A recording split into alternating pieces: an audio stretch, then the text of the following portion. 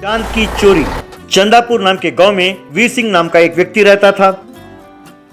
उस गांव में वो सबसे बड़ा धनवान था। गांव वाले उसकी बहुत इज्जत करते थे, पर गांव में कोई नहीं जानता था कि वो करता क्या है। वीर सिंह के पास राजू नाम का व्यक्ति कई सालों से काम कर रहा था। एक दिन राजू वीर सिंह से, सरकार, 1 साल बीत गया, हमने कोई नया काम लिया ही नहीं। आप चिंता के मारे दिन भर दिन दुबले होते जा रहे हैं। ऐसा कैसा चलेगा सरकार? सच कहते हो राजू, काफी समय बीत गया है। मुझे भी बहुत दुख हो रहा है। तुम मेरे नियमों के बारे में तो जानते ही हो। एक बार जिस वस्तु को मैंने चुराया हो, दोबारा उस वस्तु को नहीं चुराता, ये तो तुम जानते ही हो। अब इस दुनिया में ऐसा कोई वस्तु नहीं बचा जिसकी चोरी मैंने ना की हो। पर ऐसा नियम क्यों बनाया सरकार? मैं भी आपसे कई दिनों से पूछना चाहता था, पर कभी पूछ नहीं पाया। क्योंकि मैं उस नियम का पालन करता हूँ, इसीलिए आज तक कभी पकड़ा नहीं गया, वरना मैं कब का जेल जा चुका होता। ये मेरे पिताजी ने मुझे सिखाया था। एक दिन वीर सिंह जंगल की ओर गया। एक पेड़ के नीचे बैठकर तपस करने लगा। उसने 2 साल की कठोर तपस्या की। एक दिन उसके सामने भगवान प्रकट हुए। हे वत्स, मैं तुम्हारे भक्ति से बहुत प्रसन्न हूँ। मांगो, तुम्हें क्या वर चाहिए? हे प्रभु, आप तो जानते ही हैं कि इस दुनिया में ऐसा कोई वस्तु नहीं है जिसकी चोरी मैंने ना की हो। अब मैंने सोचा है कि चोरी बंद कर दूं और आराम की जिंदगी बसर करूं, लेकिन एक इच्छा मेरी रह गई, इसीलिए मन ही मन में घुटता चला जा रहा हूं। मैं किसी तरह आसमान में से चांद को चुराना चाहता हूं। यही मेरी इच्छा है प्रभु। तब भगवान दंग रह गए। तुमने वर मांगने से पहले अच्छी तरह सोच लिया ना? अगर तुमने चांद को चुराया तो उससे होने वाले परिणामों के लिए तुम्हें तैयार होना पड़ेगा। अगर तुम तैयार हो तभी मांगो, मैं तुम्हारी इच्छा पूरी करूंगा। हे प्रभु, मुझे बस यही एक वरदान चाहिए और कुछ नहीं चाहिए। तब भगवान ने वीर सिंह के हाथ में एक रस्सी दी। हे वत्स, इस रस्सी के सहायता से तुम चांद को चुरा सकते हो। जब तक ये राज तुम्हारे पास ही रहेगा, तब तक ये रस्सी तुम्हारे पास रहेगी। जब दुनिया वालों को तुम्हारे चोरी के बारे में पता चल गया, ये रस्सी मेरे पास लौट आएगी। ध्यान रहे। कहकर भगवान वहाँ से गायब हो गए। वीर सिंह के खुशी का ठिकाना नहीं रहा। वो घर लौटा। वीर सिंह को देखकर राजू, सरकार, इतने दिन आप कहाँ चले गए थे? आपने मुझे भी नहीं बताया कि आप कहाँ गए। हमें आपकी बहुत चिंता हो रही थी सरकार। ये सब हम बाद में बात करेंगे। आज रात को एक नया असाइनमेंट है। रात को तुम ट्रक लेकर गांव के पास वाले जंगल में आ जाना।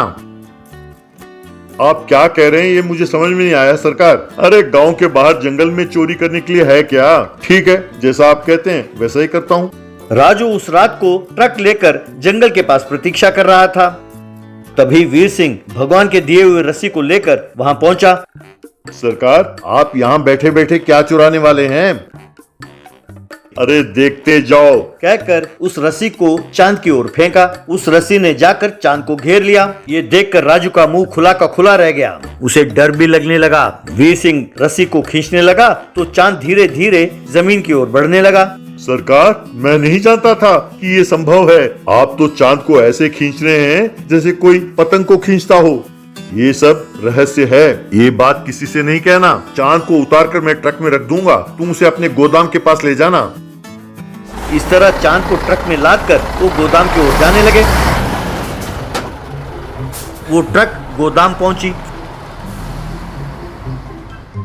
वीर सिंह ने ट्रक से चांद को उतारा, उसे गोदाम में रखकर गोदाम को ताला लगा दिया।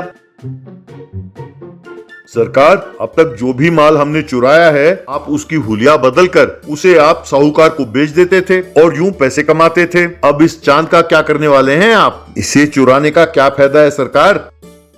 अरे हर बात को पैसे से तोला नहीं जाता। वैसे भी ये सब सोचना मेरा काम है। तुमसे जो कुछ कहा जाए उसे ठीक ठीक करना ही तुम्हारा काम है। ज्यादा सवाल ना पूछो और जो कुछ कहता हूँ वो करो।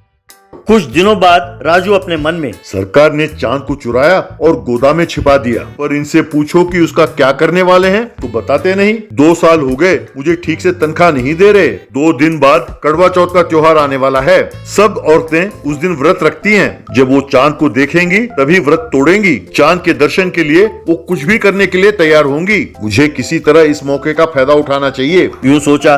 अगले दिन राजू करवा चौथ व्रत रखने वाली सब स्त्रियों का स्वागत है। अगर आप चांद को नजदीक से देखकर अपना व्रत तोड़ना चाहें तो इस फोन नंबर पर हमें संपर्क करें कहकर अखबारों में इश्तेहार दिया।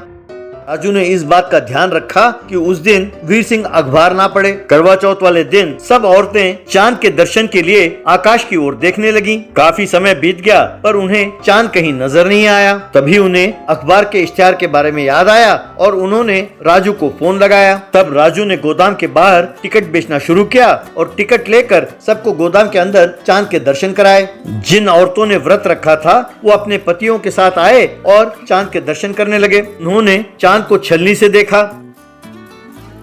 इस तरह वीर सिंह के गोदाम के पास सारे गांव के लोग इकट्ठा हुए। इतने सारे लोगों को एक साथ एक जगह जमा होते हुए देख एक जर्नलिस्ट ने वीडियो निकाला। उसका प्रसारण टीवी में होने लगा। टीवी प्रोग्राम को देखकर पुलिस ने जाकर राजू को गिरफ्तार किया। स्टेशन में राजू को खूब पीटा तो उसने जो कुछ हुआ सब बताया। वो जो कुछ वीर सिंह के बारे में जानता था सब कुछ बता दिया। तभी तुरंत पुलिस ने जाकर वीर सिंह को गिरफ्तार किया और जेल में डाल दिया। चांद गोदाम से गायब हुआ और फिर आसमान में नजर आया। यूं कई सालों से बिना पकड़े गए चोरी करने वाला वीर सिंह अपनी मूर्खता के कारण पकड़ा गया।